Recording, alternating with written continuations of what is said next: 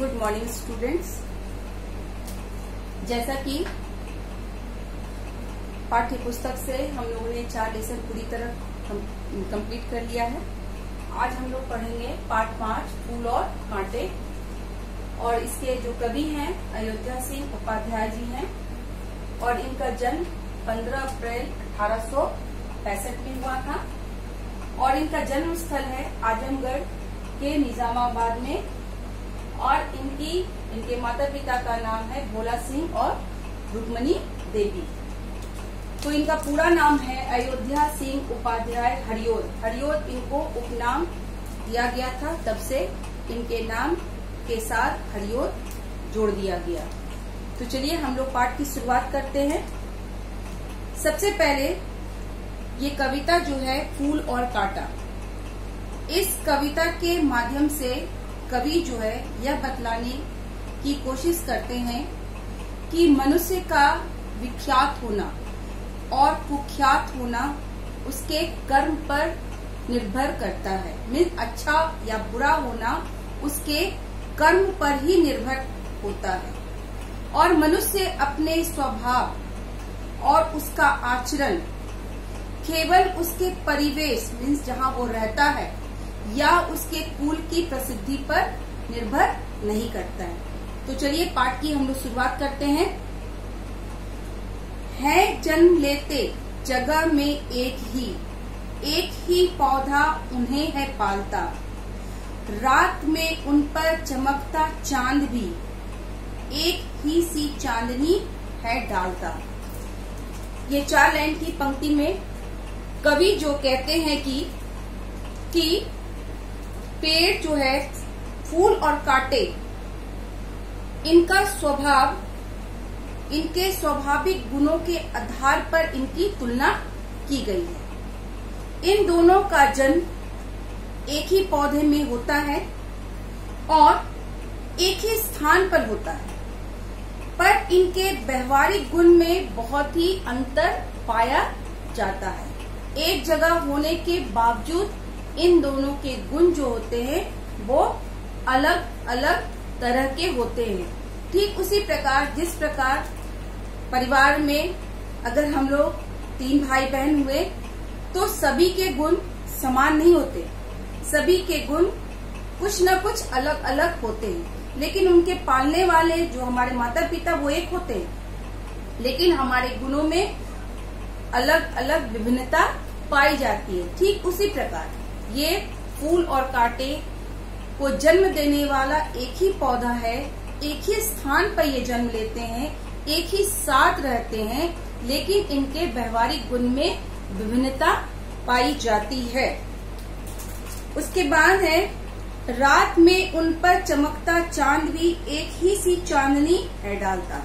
जब रात में चंद्रमा की रोशनी दोनों में एक समान पड़ती है, ऐसा नहीं कि फूल में कुछ ज्यादा और कांटे में कुछ कम, दोनों पर एक समान चंद्रमा अपनी चांदनी को बिखेरता है। मैं उन पर बरसता एक सा, एक सी उन पर हवाएं है बही, पर सदा ही यह दिखाता है हमें ढंग उनके एक से होते नहीं। अब चांद की चांदनी की तरह जो बारिश के जो बूंद होते हैं, बारिश की जो पानी होती है, वो भी इन दोनों पर एक समान रूप में पड़ता है। साथ ही साथ जो हवाएं बहती हैं, हवाएं भी एक समान दोनों को हिला करके डुला करके चली जाती है, पर सदा यह दिखाता है हमें ढंग उनके एक से होते नहीं। लेकिन इतना एक समान होने के बावजूद इनके व्यवहारिक गुण में जमीन और आसमान का फर्क होता है।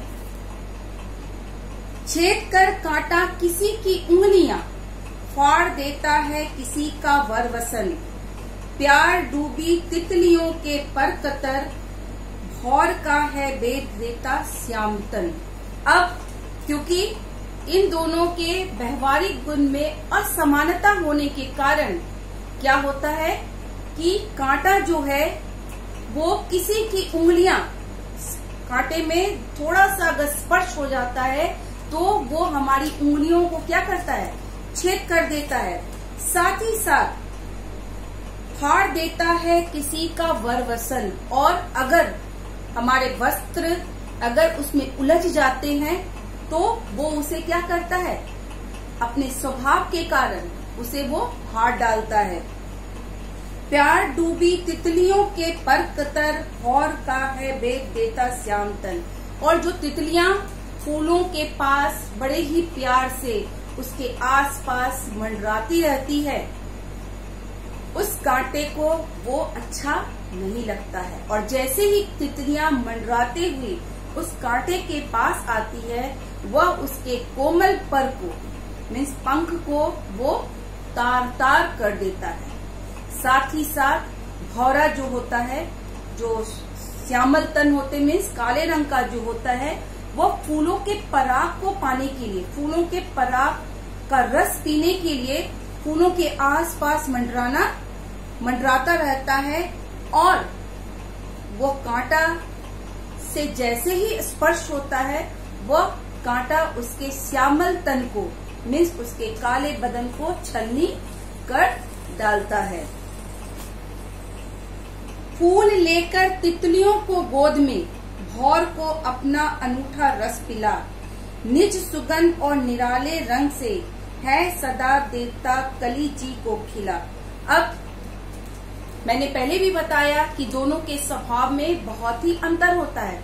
आपने अभी देखा किस तरह एक कांटा जिसके अंदर ईर्ष्या, अहंकार भरा होता है, वो दूसरों को दुख पहुंचा करके आनंद का अनुभव करता है। ठीक उसी प्रकार जस्ट उसके विपरीत फूल जो होते हैं, वो उन तितलियों को, वो कोमल और प्यारी प्यारी तितलियों को अपनी गोद में बैठा करके उनको क्या करती है, उनको अपना रस पान कराती है। साथ ही साथ उन घायल भंवरों को भी वो अपने रस द्वारा उन्हें तृप्त करती है।